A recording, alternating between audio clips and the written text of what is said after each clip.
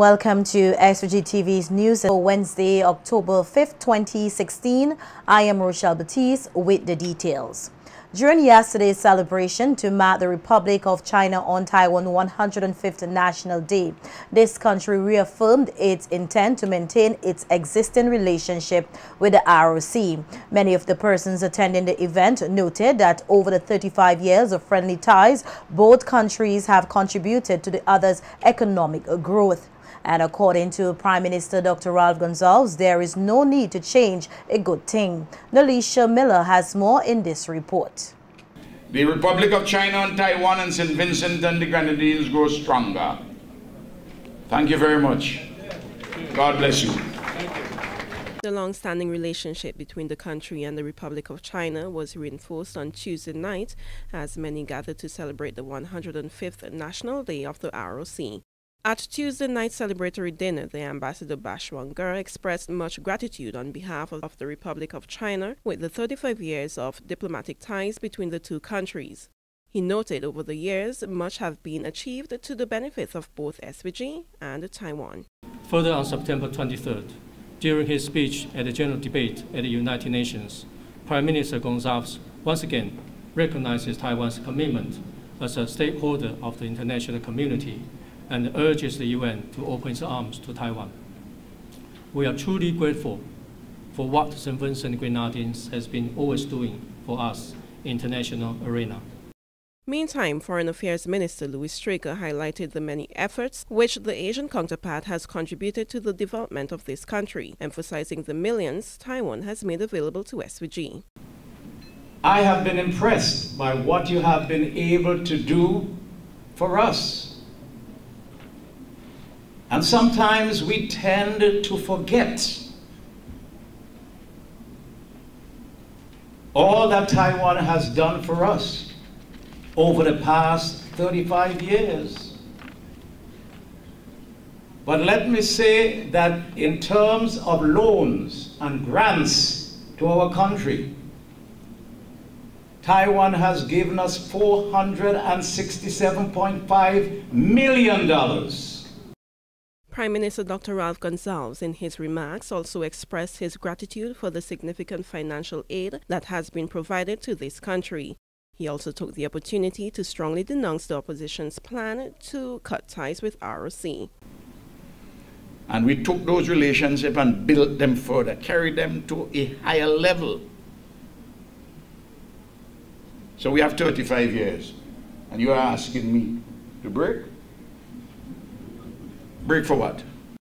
Gonsalves further strengthened his point by highlighting the many economic developments from which this country has benefited.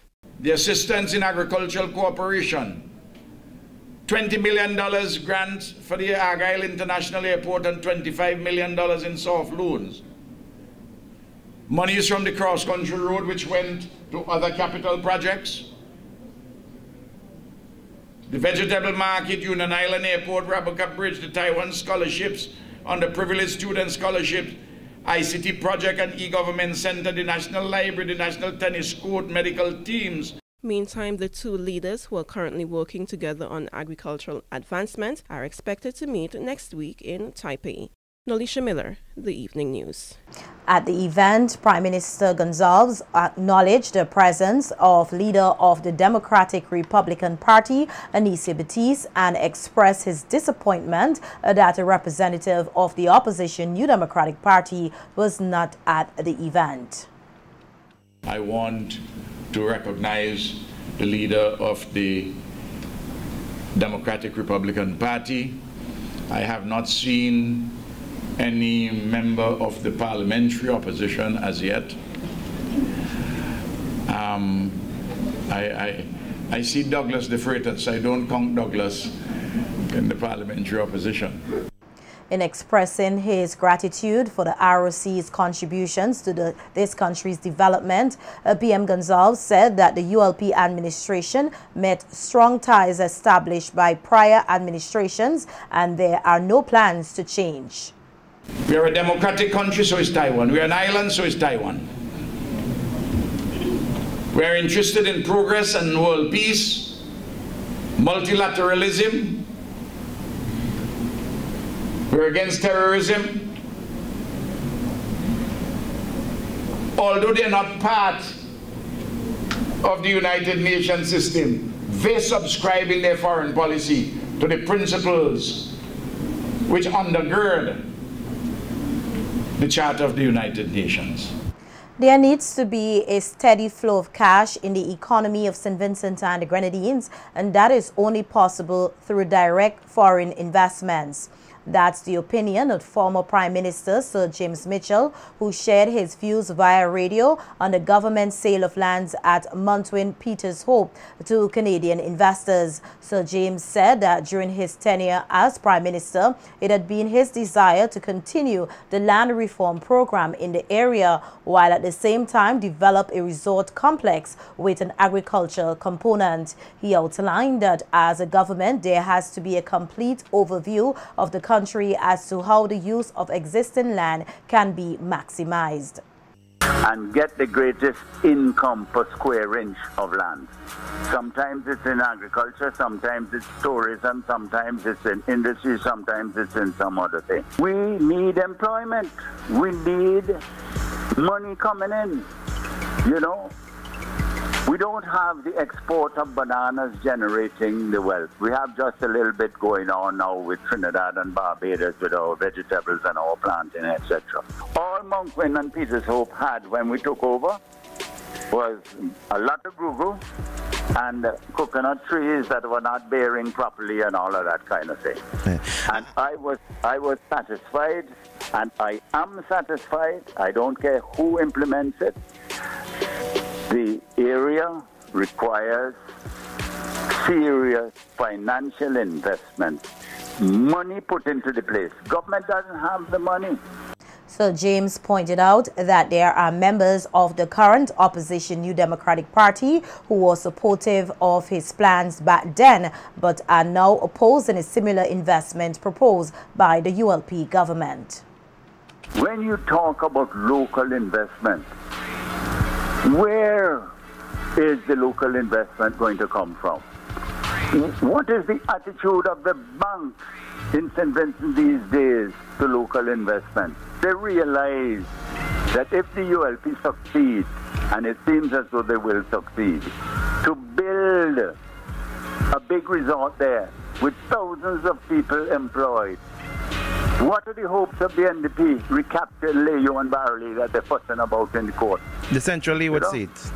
Huh? The Central Leeward seat. The Central Leeward seat. And what is more, the development of Buckermont, the development of Buckermont has already had an impact on the Leeward coast. And the Buckermont will be a joke compared to what can develop in Montwin and Peters Hope. Sir James advised that one should not pass judgment on the land sale unless they are aware of the covenants of the agreement, and urged the members of the NDP to go back to being a party aimed at achieving a property-owning democracy. Having the whole of Montwin and Peters Hope as a place for Manico and Guana is not going to get us very far, you know. We need discrete investment which will increase the wealth of our own people. That by diversifying the economy, that St. Vincent will become stronger, you know.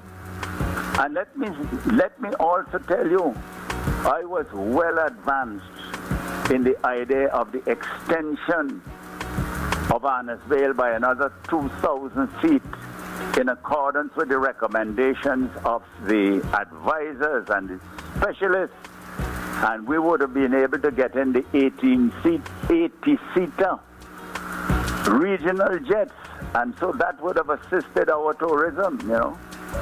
My beloved party needs rejuvenating, and the need to go back to basics and go back to the policies that we had that were attractive to the people.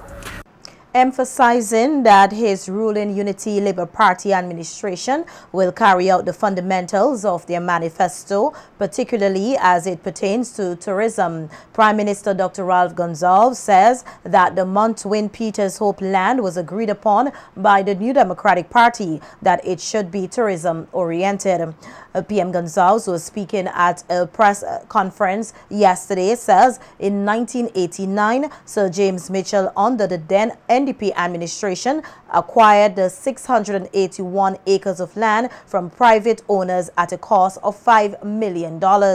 He says compared to today, where he bought just over 30 acres for $7 million Eastern Caribbean dollars, the ULP government acquired the land at a bargain price. Had said so openly. He had also told me that personally in giving a history of this property, and I understand. I don't know if he said so on the radio this morning. People tell me that he was on the radio this morning.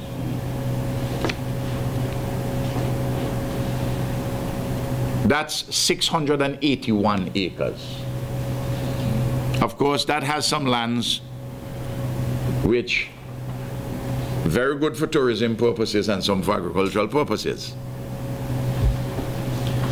Physical Planning Department, the Ministry of Economic Planning, I happen to know that the professionals said that on St. Vincent, of the remaining lands, the best piece of land for tourism purposes is Montwin Peters Hope. That's what they said. PM Gonsalves, who is also Minister of Finance, chided the opposition leader and president of the party, Arnim Eustace, of flip-flopping, as he had announced plans in 2000 to utilize the same land for tourism. With a consortium of investors, with a view towards establishing a hotel of over 100 rooms in the Montwin Peters Hope area, among other things. The government is prepared to contribute the land as equity for the realization of this project. In other words, to put the land in, don't get no money, put it in as equity to do it. Well, what happened to Eustace between 2000 and now? And opposition leader Arnim Eustace is of the opinion that Crown lands are not being properly utilized by the government. On his party's radio program on Monday, Eustace said the government seems to be welcoming foreigners who are being allowed to take advantage of this country's best lands, while many Vincentians remain on the breadline. Eustace further noted that significant problems have surfaced in the past involving foreign investors, and he highlighted the Buckermont Bay Resort and Canawan as examples. Advantages too, there'll be a small open island economies, you know, but we must exploit. But I'm not going to sit here and say you sell Montwin Peters Hope and you sell it for $5. What I want to talk is that you sell it out cheaply, but you sell it to somebody who don't belong here. While you're not making any, you're giving incentives for local persons to get involved in the same type of enterprises. You're alienating all the land that have value in terms of projects, including the agricultural land. Today, Wednesday, October 5th, 2016, is observed as World Teachers' Day, which was created by the United Nations Educational, Scientific and Cultural Organization, UNESCO, to celebrate educators of the world. Chelsea Jackson tells us more in this report on what the occasion means for local educators who continue to shape the minds of future generations. The The team valuing teachers improving their status, World Teachers Day 2016 marks the 50th anniversary of the adoption of the 1966 UNESCO recommendation in regards to the status of teachers. Speaking with SVG Television, President of the St. Vincent and Grenadines Teachers Union, Oswald Robinson, expressed congratulatory remarks to all teachers for their hard work. I want to use this opportunity to congratulate all the teachers of St. Vincent and Grenadines. We know that some conditions are not the best, but because of our love for the children of our nation, we have taken on an awesome responsibility, and I want to thank the teachers of the nation who continue to work hard and to encourage them to do their best. And I want to ask the parents and all the other stakeholders on education to embrace the teachers within your own community and to work with the teachers, because as teachers we need that support so that we'll be able to do our best. And then in the end, the children, their achievement levels will be raised, and also their conduct, their behavior will be enhanced, and we'll be able to build a generation of well-rounded citizens.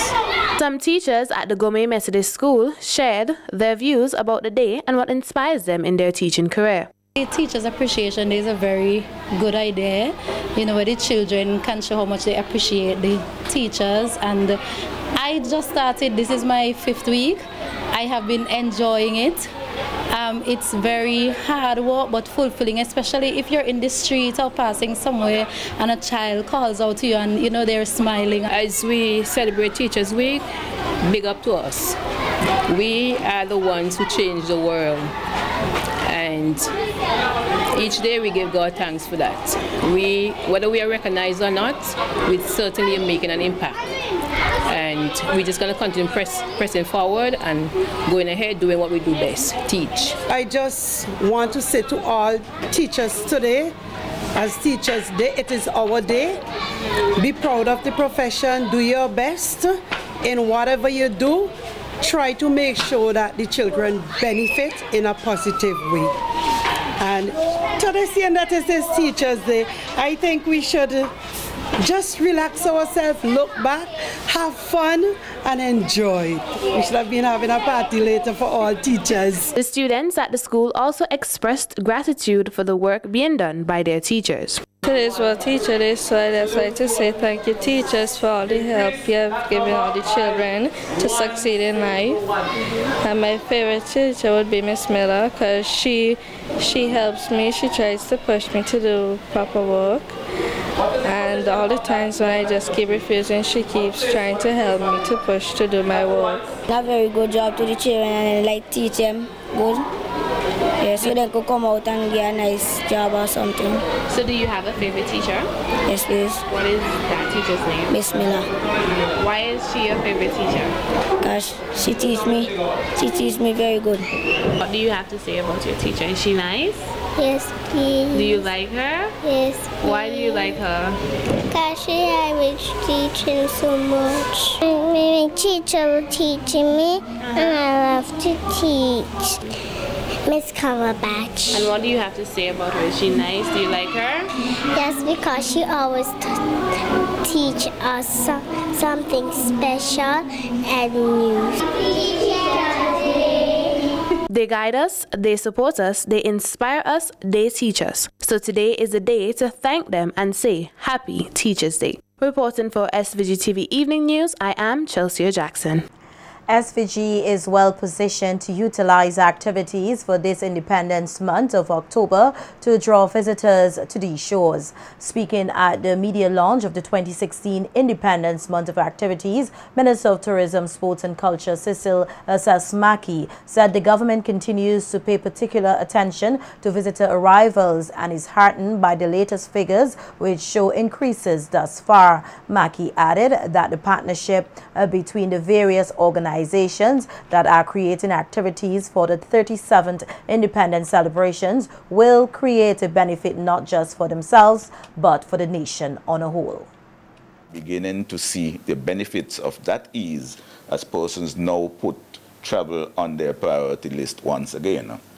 So we as a people have to position ourselves to maximize to the fullest the benefits that will come with that ease, and as I just referred to, easier access by air and by sea. So we are well positioned to use the month of October and the activities that we have listed here to provide activity for these persons who are coming to our shows, visitors, returning Vincentians, and locals alike. And as we heard, the craft sector, persons who are doing food, persons who are doing sport and activity, they would also have an opportunity to benefit. So St. Vincent and the Grenadines will be better because of it. Mackey used the opportunity to call on all Vincentians to work together for the benefit of St. Vincent and the Grenadines. For us to come together, work together to ensure that we get the best results and returns out of these types of activities.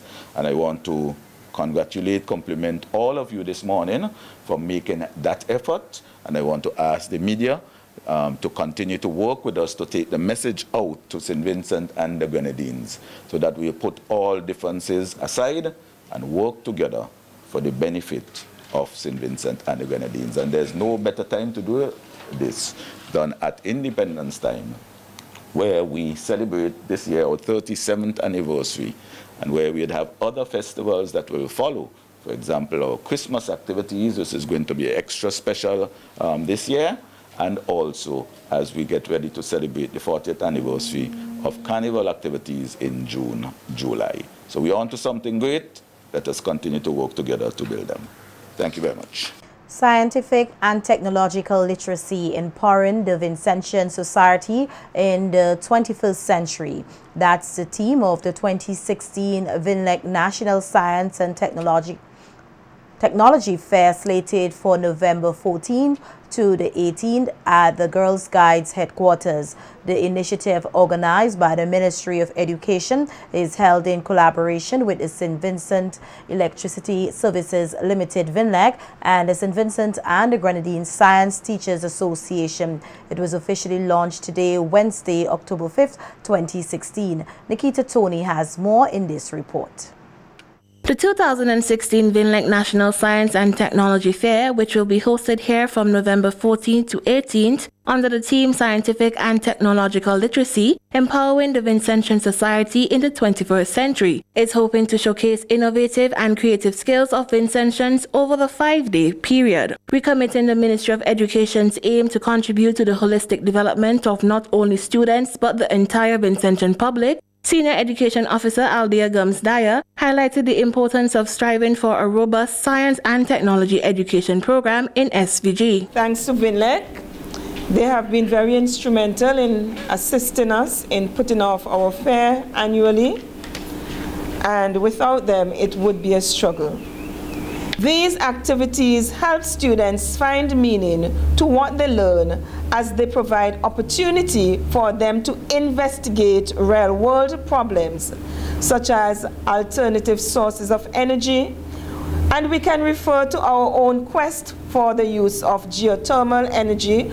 Highlighting the significance of the fair, Science Coordinator and Education Officer Amala Mohammed said she hoped to see a greater participation in this year's activity, especially in the post-secondary and open categories. Empowering our citizens to make informed decisions, to listen to evidence, to ask for evidence, to be skeptical about information. It is through the process of students entering the participating in science fair, of them having a good science program, that we can develop these skills, these attitudes in our citizens. Expressing her company's elation in being a part of such a great initiative, VINLEC's Communication Officer Tamara Job-Sprott commended the ministry for seeing it fit to engage the nation's youth in scientific development. We don't refer to this as a sponsorship, but rather as an investment, because for us it is an investment in the people of St. Vincent and the Grenadines. And if you notice, I've not said in the youth, because we are really encouraging persons, not just students, but all of our citizens to participate in this National Science and Technology Fair. Science and technology is not only relevant to students, but to everybody. Pointing out some of the areas of concern as they continue to prepare for this year's fair, President of the SVG-STA, Juanita Hunt-King, stressed the need for more innovative projects by the participants. I would like to encourage our participants to push the envelope and begin inventing, innovating, and improving. As we're moving forward, we're doing better, we're getting bigger. I encourage our participants this year to improve on the optics of their presentations by taking time to organize your booths in an attractive manner. Do the necessary research on your project so that you, when you are judged, you appear knowledgeable and confident. Nikita Tony reporting for SVG-TV News. The West St. George Secondary School and the Belmont Primary School are now better equipped to cater for the needs of their students and to facilitate their participation in various engagements for the school year 2016 to 2017. The boost was provided to the school by the parliamentary representative for the area, Cecil Mackey. In his remarks at the handing over ceremony, Mackey, who is also the Minister of Tourism, Sports and Culture, praised the West St. George Secondary School for its performance over the academic year 2015-2016 in the areas of academic, sports, agriculture, culture, home economics, and in their social development and community outreach programs. He also urged the administrative and general staff, teachers, parents, and guardians, and the students to all commit and aim for even better results for the school year 2016-2017. The items handed over to the West St. George Secondary School include 2 garbage receptacles to assist with garbage collection on the compound, a standing fan for the staff room, a quantity of soccer balls, medical sporting aids, and a variety of stationery and school supplies. In her response, Principal Williams thanked the parliamentary representative for his timely donation and praised him for his ongoing support to the school over its 12-year history. The item, she said, will all be put to good use by the school. Mackey also made a similar presentation to the Belmont Primary School.